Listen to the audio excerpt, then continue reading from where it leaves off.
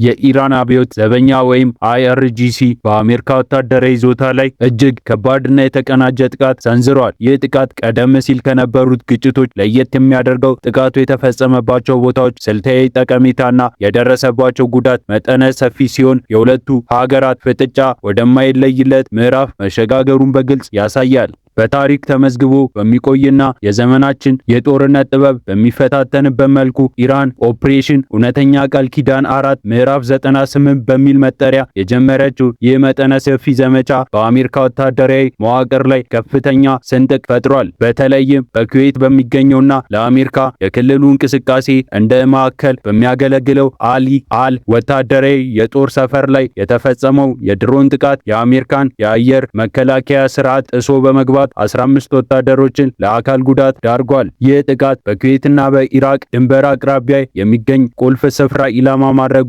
ኢራንን አሜሪካ በክልሉ ያላትን ማንኛውንም ይዞት የመፍታት አቅም እንዳላት ለዓለም ያሳየችበት ክስተት ሆኗል። ምንም እንኳን አብዛኞቹ ወታደሮች የደረሰባቸው ጉዳት ቀላል እንደሆነ ቢነገርም የጥቃቱ የስነ ልቦና ጫና እና የአሜሪካ ወታደራዊ የበላይነት ላይ ያሳረፈው ጠባሳ በቀላሉ የሚታይ አይደለም። ይህ በኩዌት የተከሰተው ክስተት ግን የበረዶ ግግር ጫፍ ብቻ ሳይሆን የኢራን ኦፕሬሽን ከተጀመረ ጊዜ አንስቶ እስካሁን ድረስ በአጠቃላይ 373 አሜሪካውያን ወታደሮች በተለያዩ የጥቃት አይነቶች ጉዳት ደርሶባቸዋል። ይህ ቁጥር ለአሜሪካ መከላከያ ሚኒስቴር እጅግ አሳሳቢና አስደንጋጭ ሲሆን ብዙዎቹ ወታደሮች ወደ ስራ ቢመለሱም የተወሰኑ ግን አሁንም ድረስ በከባድ ሁኔታ ላይ ሆነው በሕክምና ማዕከላት ውስጥ ለህይወታቸው እየታገሉ ይገኛሉ። እያንዳንዱ የቆሰሉ ወታደሮች ታሪክ በስተጀርባ የኢራን የሚሳኤልና የድሮን ቴክኖሎጂ ምን ያህል እያደረገ እንደመጣና አሜሪካ በቢሊዮን የሚቆጠር ዶላር እያፈሰሰችበት የመከላከያ ጋሻ እንዴት በቀላሉ ሊበጠስ እንደሚችል የሚያሳይ ማሳያ ነው። የኢራን አብዮት ዘበኛ በኩዌት በሚገኘው የአላዳሪ የጦር ሰፈር ላይ የፈጸመው የሚሳኤልና የድሮን ጥቃት በኩራት ሲያበስር በውስጡ የነበሩ የሄሊኮፕተር ማከማቻዎችና የወታደር ማረፊያ ህንፃዎች ሙሉ በሙሉ መውደማቸውን ገልጿል። ይህ ማለት የአሜሪካ የአየር ድጋፍ ሰጪ መዋቅር ከፍተኛ ጉዳት ደርሶበታል ማለት ነው። ይህ ጥቃት ግን በኩዌት ብቻ የተገደበ አልነበረም። በኢራቅ ዋና ከተማ ባግዳድ የሚገኘውና የአሜሪካ የክልሉ አዛዥነትና የቁጥር ማዕከል የሆነው ቪክቶሪ ቤዝ ወይም ካምፕ ቪክቶሪ በኢራቅ ተቃዋሚዎች ኃይሎችና በኢራን በሚደገፉ ታጣቂዎች የተቀናጀ ጥቃት ሰለባ ሆኗል። ይህ ስፍራ ለአሜሪካ የጦር እንደ አንጎል የሚቆጠር መረጃዎችን የሚሰበስብና ወታደራዊ ትዕዛዞችን የሚተላለፉበት ስፍራ በመሆኑ እሱን ኢላማ ማድረግ ማለት የአሜሪካን ወታደራዊ እንቅስቃሴ ሽባ ለማድረግ እንደመሞከር ይቆጠራል። የጥቃቱ የተቀናጀ ባህሪ የሚያሳየው ኢራን ብቻዋን ሳትሆን በክልሉ ያላት ተባባሪዎች ሁሉ አስተባብረው በአሜሪካ ላይ የከፈተችው የጥፋት ወረራ መሆኑን ነው። ይህም አሜሪካ በክልሉ ያላትን የቆየ የበላይነትና ጥያቄ ውስጥ የሚጥልና አዲስ የኃይል ሚዛን እየፈጠረ መሆኑን የሚያመለክት ነው። በውቅያኖሱ ላይም ቢሆን ሁኔታው ለየት ያለ አልነበረም። የኢራን አብዮት ዘበኛ ባወጣው መግለጫ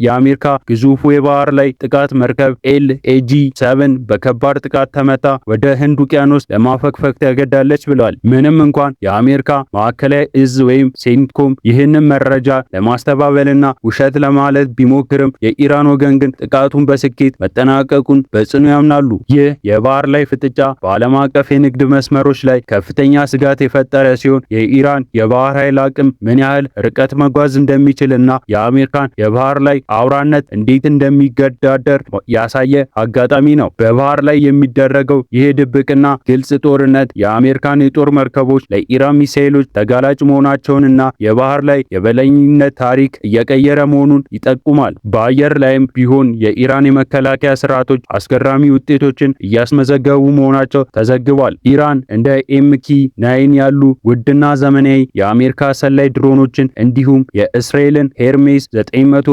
የተባሉ ሰው አልባ አውሮፕላኖችን በመምታት መጣሏን ገልጻለች። ከዚህም በላይ እንደ ቶማሃክ እና ጃስም ያሉ እጅግ ዘመናዊ ፈጣን የክሩዝ ሚሳኤሎችን በአየር ላይ ማክሸፋን ስትናገር ይህ የሚያሳየው የኢራን ቴክኖሎጂ ካሰበው በላይ መራመዱን ነው። እነዚህ ሚሳኤሎች አሜሪካ ለብዙ ዓመታት እንደ ዋነኛ የጥቃት መሳሪያ ስትጠቀምባቸው የነበሩ ቢሆኑም አሁን ግን በኢራን ሰማይ ላይ ዋጋ ቢስ እየሆኑ መምጣታቸው ለዋሽንግተን ትልቅ የቤት ስራ ሆኖባታል። ይህ የአየር ላይ የበላይነት ሽሚያ የሁለቱ ሀገራት የቴክኖሎጂ ፉክክር ወደ አዲስ ደረጃ አሸጋግሮታል። ግጭቱ በአሜሪካና በኢራን መካከል ብቻ ሳይሆን የጽዮናዊ አገዛዝ በማለት ኢራን በምትጠራት እስራኤልም ያካተተ ነው። የኢራን አብዮት ዘበኛ የእስራኤል ንብረት የሆነችውን አንዲት የንግድ መርከብ ማውደሙንና በእስራኤል ውስጥ የሚገኙ ስልታዊ ማዕከላትንም ተቋማት ላይ የባለስቲክ ሚሳኤሎችን የድሮን ጥቃት መፈጸሙን ይፋ አድርጓል። ይህ ደግሞ ግጭቱ ከመካከለኛው ምስራቅ አልፎ ዓለም አቀፋዊ ይዘት እንዲኖረው ያደረገ ነው። እስራኤልና አሜሪካ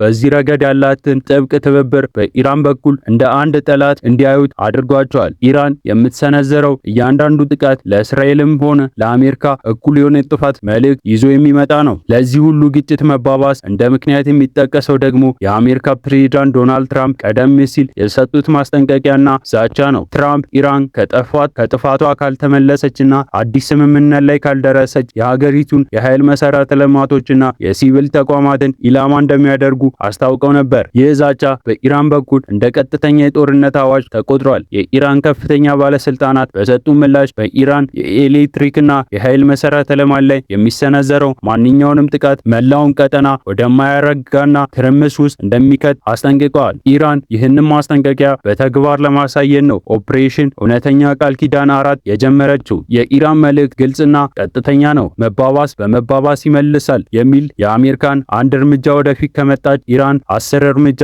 ወደፊት መሄድ ምላሽ እንደምትሰጥ በተግባር እያሳየች ትገኛለች። በዚህ መሃል የአረብ ሀገራትም በትልቅ ስጋት ውስጥ ወድቀዋል። ኢራን ለአረብ ሀገራት በሰጠችው ማስጠንቀቂያ አሜሪካ የነሱ ምድር ተጠቅማ በኢራን ላይ ጥቃት እንድሰነዝርና መፍቀድ እንደሌለባቸውን፣ ይህ ከሆነ ግን እነሱም የጥቃቱ ሰለባ ሊሆኑ እንደሚችሉ ገልጻለች። የዲፕሎማሲና ወታደራዊ ጫና የአሜሪካን የአረብ ሀገራት በሁለት እሳት መካከል እንዲቆሙ አድርጓቸዋል። በአንድ በኩል የአሜሪካ ወታደራዊ ጥቃትና ትብብር ሲያስፈልጋቸው፣ በሌላ በኩል ደግሞ ከጎረቤታቸው ኢራን ጋር የሚመጣውን ቀጥተኛ አደጋ መቋቋም የማይችሉበት ደረጃ ላይ መሆናቸውን ይረዳሉ። በኩዌት የተፈጸመው ጥቃት ለዚህ ጥቃት ማሳያ ነው። አሜሪካን ለመጠበቅ የመጣ ጦር በራሱ በኩዌት ምድር ላይ ጥቃት ሲሰነዘርበት የሀገሪቱ ሉዓላዊነትና ደህንነት አደጋ ላይ መውደቁን አይቀሬ ነው። ታሪክ የሚያሳየን የመካከለኛው ምስራቅ ፖለቲካ ከንግግርና ከዲፕሎማሲ ወጥቶ ወደ ቀጥተኛ የኃይል እርምጃ መሸጋገሩን ነው። ኢራን አሁን የደረሰችበት ወታደራዊ ብቃት ደረጃ አሜሪካ በክልሉ ያላትን የቆየ ስልጣን በከፍተኛ ሁኔታ የሚፈታተን ነው። 373 የቆሰሉ ወታደሮች ዝም ብሎ ቁጥር አይደለም። እያንዳንዱ ቁጥር የአሜሪካ ወታደራዊ ስትራቴጂ የከሸፈበት ቦታ የሚያመለክት ነው። በባግዳድ ካምፕ ቪክቶሪ ላይ የተፈጸመው ጥቃትም ቢሆን አሜሪካ እጅግ አስተማማኝ የምትላቸውን ቁጥር ማዕከላት እንኳን ሳይቀር ለኢራን ሚሳኤሎች የተጋለጡ መሆናቸውን አረጋግጧል። ይህ ሁኔታ አሜሪካ በክልሉ ያላትን የወታደራዊ አሰፋፈርና ስትራቴጂ እንድትከልስ የሚያደርግ ይሆናል። የኢራን ኦፕሬሽን እውነተኛ ቃል ኪዳን 4 ምዕራፍ 98 ገና የመጀመሪያው ምዕራፍ ሊሆን እንደሚችል ይገመታል። ኢራን ካላት እጅግ ብዙ የሚሳኤልና የድሮን ክምችት አንጻር ጥቃቱ ተጠናክሮ ሊቀጥል እንደሚችል ግልጽ ነው። ፕሬዝዳንት ትራምፕ የያዙት ጠንካራ አቋምና የኢራን እምቢተኝነት ሲደመር ቀጠናውን ወደ ትልቅና ሁለት አቀፍ ጦርነት እያመራ መሆኑን ያሳያል። የኢራን የኃይል መሰረተ ልማቶች ከተመቱ ኢራን ዓለም አቀፉን የነዳጅ አቅርቦት በማስተጓጎል የአሜሪካን የጦር ሰፈሮች አመድ በማድረግ ምላሽ እንደምትሰጥ ዛቻዋን በተግባር እያሳየች ነው። ይህ ደግሞ በዓለም ኢኮኖሚና ደህንነት ላይ የሚያሳድረው ተጽዕኖ እጅግ የከፋ ይሆናል። ዓለም አሁን በትልቅ ስጋት ውስጥ ሆና የምትጠብቀው አሜሪካ ለደረሰባት ይህ ከፍተኛ ጉዳት ምን አይነት ምላሽ ትሰጣለች የሚለው ነው። ነገር ግን አንድ ነገር ግልጽ ነው። የጥይትና የሚሳኤል ድምጽ በሰፈነበት በዚህ ወቅት ዲፕሎማሲ ቦታውን ለጦርነት አውድማ አስረክቧል። ኢራን በኩዌት በኢራቅና በባህር ላይ የፈጸመችው ጥቃት አዲስ ታሪክ እየጻፈ መሆኑና አሜሪካ በመካከለኛው ምስራቅ የነበራት የብቸኛ አውራነት ዘመን እያከተመ መሆኑን የሚያበስር ይመስላል። ይህ ፍጥጫ ወዴት እንደሚያመራ ባይታወቅም የደረሰው ጉዳትና የጥቃት ጥራት ግን ኢራን ለትልቅ ጦርነት ዝግጁ መሆኗን በግልጽ የሚያሳይ ነው።